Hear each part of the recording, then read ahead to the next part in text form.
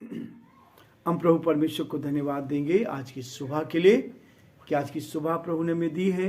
आज के इस डिवोशन में और लिविंग क्रिश्चियन मूवमेंट की ओर से आप सभी का वेलकम है, स्वागत है कि आप हमारे साथ इस डिवोशन में जुड़े हैं। प्रभु आप सबको बहुत आशीष दे और प्रभु का दया का हाथ आप सब पर, आपके परिवार पर बहुत ऐसे बना रहे। हम जयपुर से आप सब के लिए आशीष को भेजते हैं ताकि प्रभु की आशीष आप पर, आपके परिवार पर, आपके परिवार के प्रत्येक जनों पर बनी रहे और आप सुरक्षित रहें और इन दिनों और अधिक प्रभु की महिमा करते चले जाएं। प्रियो, वचन के द्वारा आज दिन की शुरुआत करना चाहते हैं। प्रकाशित वाक्य 9 अध्याय का 3 पद से लेकर और उसके आगे तक 6 पद तक मैं आपके सामने पढ़ना चाहूंगा।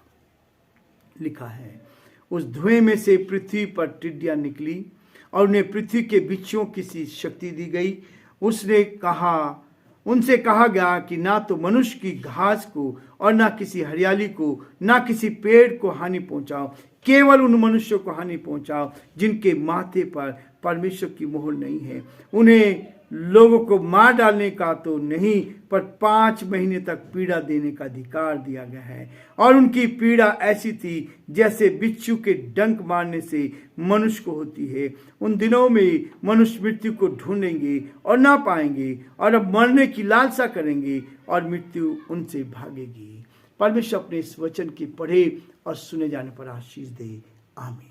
पवित्र पवित्र सेनाओं के यहोवा प्रभु जी, राजा धीराज, हम आपको धन्यवाद देते हैं, हम आपकी स्तुति करते हैं, हम आपकी प्रशंसा करते हैं। प्रभु जी, आप हमारे महान प्रभु, दयालु पिता, विश्वास के योग्य परमेश्वर, अद्भुत युक्ति करने वाले पराक्रमी परमेश्वर, हम आपकी तारीफ करते हैं, हम आपकी प्रशंसा करते हैं, हम आपके नाम को सराहते हैं प्रभु, क्योंकि आप इसके योग्य परमेश्वर हैं। हम धन्यवाद देते हैं कि आपने हमें संभाला, इस पृथ्वी पर जीवित रखा, आपने वचन को समझने की सामर्थ्य शक्ति आप दे रहे हैं। इसके लिए हम आपको धन्यवाद, आपकी स्तुति करते हैं और प्रार्थना करते हैं। प्रभु, आपका दया का हाथ हर एक पर बना रहे, आपकी करुणा हर एक पर बनी रहे, आपकी सुरक्षा हर एक पर बनी रही, ताकि हर जन आप में सुरक्षित रहकर आपकी महिमा कर सके। हम धन्यवाद देते हैं हमारे प्रदेश राजस्थान के लिए प्रभु जी। इस राजस्थान पर आपकी आशीष चाहते हैं, हमारे मुख्यमंत्री अशोक गहलोत जी पर आपकी आशीष चाहते हैं, आपका दया का हाथ चाहते हैं प्रभु जी। आप उनको संभाले,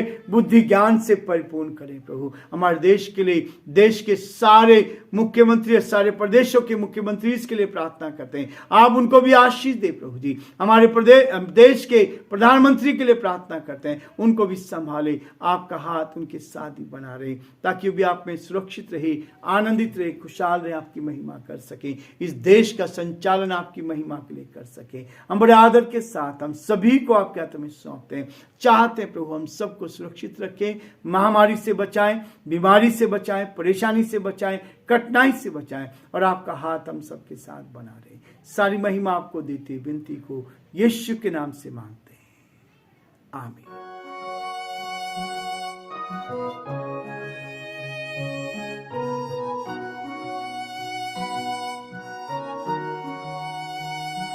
कलवरी के पास खड़ा हो, खून की धारा देखता जा, तेरे पापों का यही दाम दिया है मसीह यीशु ने।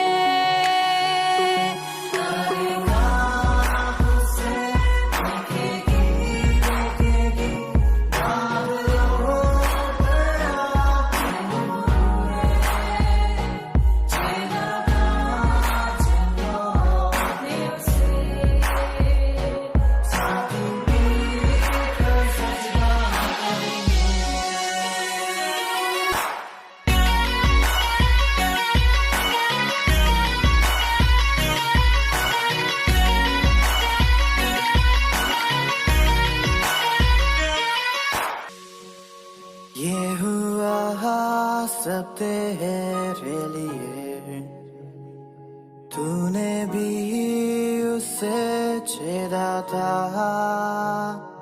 फिर भी प्यार से वो बोला था, जाता क्यों नहीं तू उसके पास, फिर भी प्यार से वो बुलाता, जाता क्यों नहीं तू उसके पास।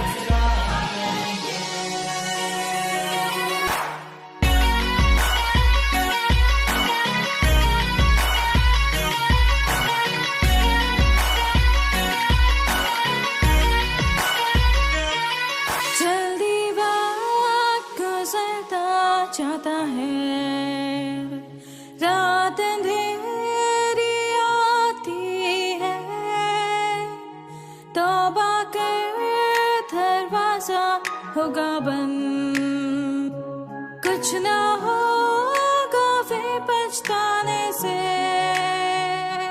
तौबा कर दरवाजा होगा बंद, कुछ ना होगा फिर पछताने से।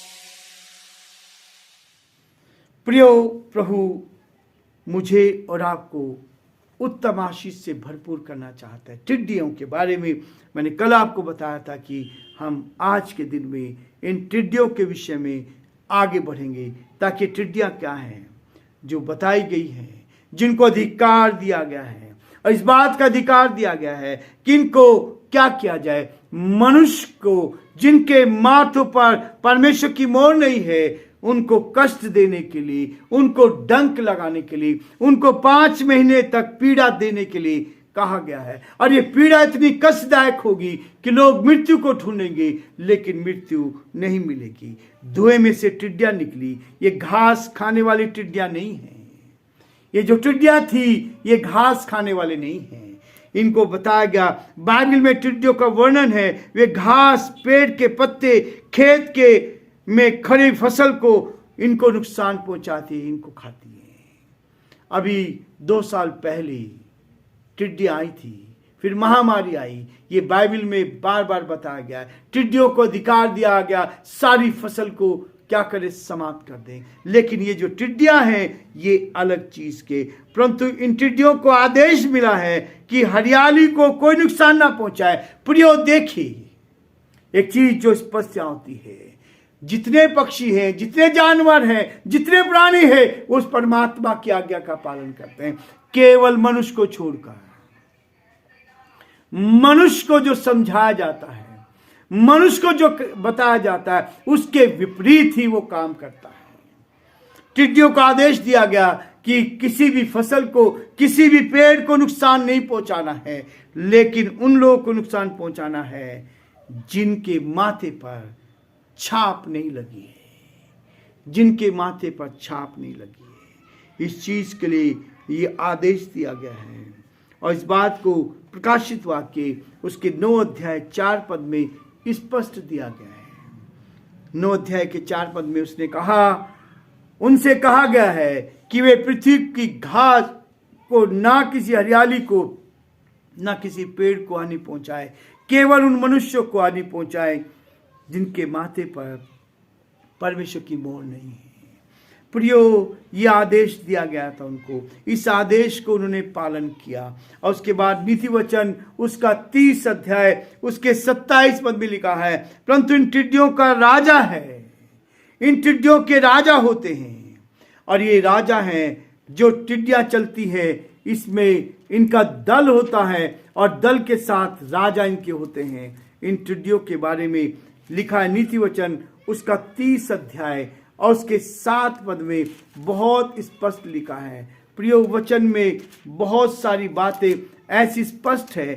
30 अध्याय का 27 पद में आपके सामने पढ़ूंगा। यहाँ लिखा है 27 पद में, टिड्डियों के राजा तो नहीं होते, तो भी वे सब की सब दल बांध बांध कर चलती हैं। टिड्डियों के राजा नहीं होते हैं, तब भी वो क्या करते हैं? दल बांध कर चलते हैं, एक साथ होते हैं। इन्हें टिड्डियों का राजा है, लेकिन इनको आदेश दिया गया है कि वो एक दल में चलें। उसने इस बात को उन्हें आज्ञा दी गई है 5 माह तक उन लोगों को पीड़ा दे, परंतु मारे नहीं। ये पीड़ा बिच्छू के डंक मारने से मनुष्य को होती है, वैसी होगी। कितनी भयानक पीड़ा है प्रियो। जब हम देखते हैं जब बिच्छू काटता है इस पृथ्वी पर, तो हम बेचैन बिलखते हैं। ऐसी पावर दी गई थी इन टिड्डियों को ताकि ये दल बांध कर आए और 5 महीने तक मनुष्य को कष्ट पहुंचाती रही। 5 महीने तक मनुष्य को कष्ट पहुंचाती रही। ये पीड़ा है प्रियो। ये अलग अलग जगह पर बताया गया है कि कैसे लोगों को परेशानी होने जा रही, कैसे लोग परेशानियों में से गुजरेंगे। उसके बाद 4 स्वर्गदूत बताए गए हैं। यहाँ लिखा है 4 स्वर्गदूत थे जिनको ये दी गई। और ये टिड्डियां जो थी, यदि हम और आगे बढ़ें, 7 पद में लिखा है, उन टिड्डियों के आकार लड़ाई के लिए तैयार किए हुए घोड़े जैसे थे। इनका जो आकार था, ये लड़ाई के घोड़े जो तैयार किए जाते थे उनके समान था, और ना कि उनके समान था, परंतु यहां पर इस बात को स्पष्ट करता है, वो टिड्डियां तो हैं लेकिन आकार इनको घोड़े के समान है। और उनके सिरों पर मानो सोने के मुकुट थे, और उनके मुंह मनुष्य के से जैसे थे, उनके बाल स्त्रियों के बाल जैसे, और दांत सिंहों के समान थे। ऐसी टिड्डियां दी गई। वे लोहे की सी झिलम पहने थी, और उनके पंखों का शब्द ऐसा था जैसे रथों का और बहुत से घोड़ों का जो लड़ाई में दौड़ते हैं। उनकी पूंछ बिच्छुओं की सी थी, और उनमें डंक थे। उन्हें 5 महीने तक मनुष्य को दुख पहुंचाने के लिए शक्ति मिली थी। उस पूंछ में 5 महीने तक मनुष्य को नुकसान पहुंचाने के लिए दी गई थी। इसलिए प्रियो, परमेश्वर का वचन कहता है, पश्चाताप करो, पश्चाताप करो, अपने गुनाहों से तौबा करो, अपने आप को प्रभु के हाथों में सौंप दो। प्रियो, ये विपत्तियां बढ़ती चली जाएंगी। पहली विपत्ति बीत चुकी है, देखो उसके बाद 2 विपत्तियों का आना बाकी है। ये विपत्तियां अक्सर आती चल जाएंगी। इन विपत्तियों से परमेश्वर मुझे और आपको बचाना चाहता है। वो अपने वचन में इस बात को कहता है कि हमारा परमेश्वर महान प्रभु है, दयालु पिता है, विश्वास के योग्य परमेश्वर है, और हमें इस पृथ्वी पर रहते हुए ये अवसर दे रहा है ताकि हम मन फिरा लें, अपने हृदय को बदल दे, अपनी बुरी चाल से फिर जाए। जो बुराइयां जीवन में है उन बुराइयों को निकाल दे, उन बुराइयों से अपने आप को अलग करें। ये प्रभु चाहता है। प्रियो, परमेश्वर का वचन मुझे और आपको आगे बढ़ाना चाहता है ताकि हम प्रभु की महिमा कर सकें और परमेश्वर के नाम को धन्य कह सकें। परमेश्वर हम सबको बहुत आशीष दे और प्रभु का हाथ हमारे साथ बना रहे। कल फिर हम आगे बढ़ेंगे और परमेश्वर की उस वचन को देखेंगे जो परमेश्वर ने मेरे और आपके लिए रखा है, ताकि हम प्रभु के साथ आगे बढ़कर प्रभु की महिमा करते चले जाएं और परमेश्वर के नाम को धन्य कहें। प्रभु आप सबको बहुत आशीष